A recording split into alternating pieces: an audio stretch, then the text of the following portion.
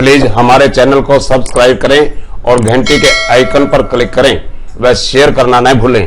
केंद्र सरकार व पंजाब सरकार की ओर से डीजल व पेट्रोल पर लगाए गए भारी भरकम टैक्स के अलावा कांग्रेस सरकार की ओर से राज्य के जरूरतमंद परिवारों के काटे गए नीले राशन कार्ड व कांग्रेस सरकार की ओर से किए गए राशन घोटालों के कारण आम लोगों व किसानों पर पड़ रहे भारी बोझ के विरोध में श्रोमणी अकाली दल के प्रधान सुखबीर सिंह बादल के दिशा निर्देशों के अंतर्गत पूरे पंजाब में किए जा रहे रोष प्रदर्शन के मद्देनजर मंगलवार को श्रोमणी अकाली दल के मुख्य सेवादार व हल्का इंचार्ज हरदीप सिंह डिम्पी ढिल्लों के नेतृत्व में सट्टा बाजार गिद्रबहा में सरकारों की जन विरोधी नीतियों के खिलाफ रोष प्रदर्शन कर जमकर नारेबाजी की गई, जिस अवसर पर पार्टी वर्कर व समर्थक तेल की कीमतों को कम करने, तालाबंदी दौरान बंद स्कूलों की फीसों की भरपाई करने, गरीब परिवारों के काटे गए नीले कार्ड बहाल करने आदि के बैनर पकड़कर रोष जाहिर करते देखे गए। इस दौरान श्रोमणी अकाली दल के अलग अलग नेताओं ने केंद्र सरकार व पंजाब सरकार की ओर से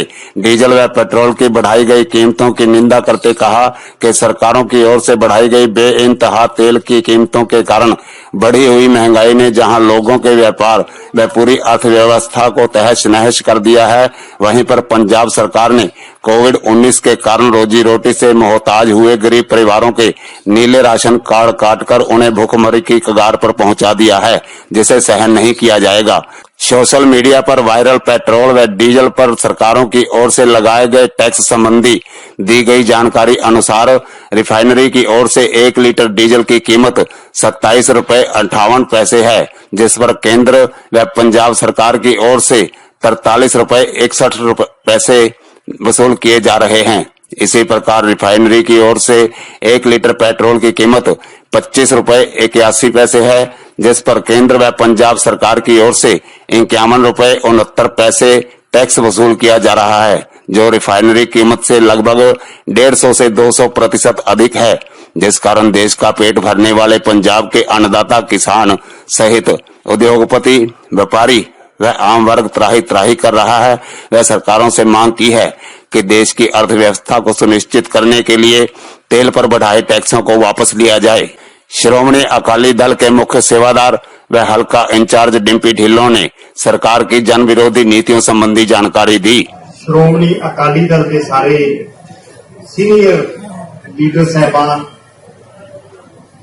श्रोमणी अकाली दल की रीढ़ की हड्डी मेरे नौजवान साथी, सारे वर्कर साहबान, सारे अहुदेदार साहबान, जिन्ने भी अज श्रोमणी अकाली दल नूं प्यार करने वाले सज्जन अपने कीमती समय तो समा कढ के सरकार के खिलाफ एक मोर्चा लाने वास्ते, एक आपां धरना प्रदर्शन करने वास्ते इत्थे एकत्र होए आ।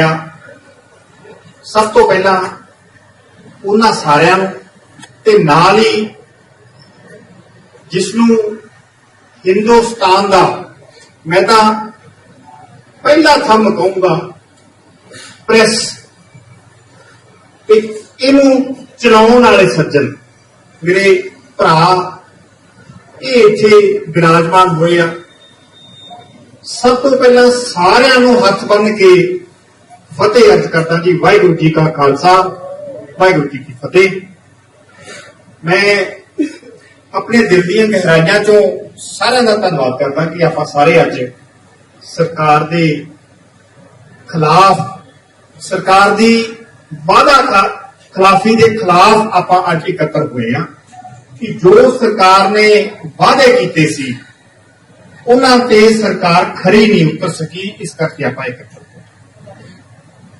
और कुछ लीडर इहो जिहे हुंदे आ जिहड़े किसी गल नूं छुपा जांदे आ या कोई उस गल ते पर्दा पा जांदे आ। मेरी शुरू तो ही ये आदत आ और ये कोई पार्टी बनी होनी मैं अज ये बयान दे रहा, ये मेरे एक निजी विचार आ। जिन्ना क रोस सानू पंजाब सरकार नाल आ, उन्ना ही रोस अज सेंटर सरकार नाल, बीजेपी गवर्नमेंट नाल भी सानू उन्ना ही रोस आ। क्योंकि अगर सेंटर सरकार चाहे ਤਾਂ ਜਿੰਨਾ ਮਰਜ਼ੀ ਰੇਟ ਉਹ ਅੱਜ ਡਾਊਨ ਕਰ ਸਕਦੀ ਆ। ਮੇਨ ਮੁੱਦਾ ਆਪਣਾ ਡੀਜ਼ਲ ਨੂੰ ਲੈ ਕੇ, ਪੈਟਰੋਲ ਨੂੰ ਲੈ ਕੇ, ਉਹਨਾਂ ਨੇ ਤਾਂ ਜੋ ਕੀਤਾ ਸੀ। ਪੰਜਾਬ ਸਰਕਾਰ ਨੇ ਵੀ ਘੱਟ ਨਹੀਂ ਕੀਤੀ, ਜਿੰਨਾ ਹੋ ਸਕਿਆ ਉਹ ਤੋਂ ਵੱਧ ਹੀ ਟੈਕਸ ਠੋਕਿਆ। ਪਹਿਲਾਂ ਆਮ ਸਟੇਟਾਂ ਨਾਲ ਆਪਣਾ ਬਹੁਤ ਜ਼ਿਆਦਾ ਅੰਤਰ ਹੋਇਆ ਕਰਦਾ ਸੀ, 10-10 12-12 ਰੁਪਏ ਦਾ ਅੰਤਰ ਹੁੰਦਾ ਸੀ ਡੀਜ਼ਲ ਦਾ, ਕਿਉਂਕਿ ਆਪਣੀ ਸਟੇਟ ਇਹ ਇੱਕ ਕਿਸਾਨੀ ਸਟੇਟ ਬਣੀ ਗਈ ਸੀ। ਆਪਣਾ ਇੱਥੇ ਜ਼ਿਮੀਂਦਾਰਾ ਸੀ, ਆਪਣਾ ਇੱਥੇ ਵੱਧ ਤੋਂ ਵੱਧ ਆਪਾਂ ਅਨਾਜ ਦੇਸ਼ ਨੂੰ ਬਣਾ ਕੇ ਦਿੰਦੇ ਸੀ, ਉਗਾ ਕੇ ਦਿੰਦੇ ਸੀ। ਇਸ ਕਰਕੇ ਆਪਣੇ ਰੇਟ ਡੀਜ਼ਲ ਦੇ ਬਾਕੀ ਸਟੇਟਾਂ ਨਾਲੋਂ ਘੱਟ ਹੋਇਆ ਕਰਦੇ ਸੀ, ਕਿਉਂਕਿ ਆਪਣੀ ਸਟੇਟ ਨੂੰ ਹਿੰਦੁਸਤਾਨ ਅੰਨਦਾਤਾ ਕਹਿੰਦੇ ਸੀ ਕਿ ਇਹ ਪੰਜਾਬ ਅੰਨਦਾਤਾ।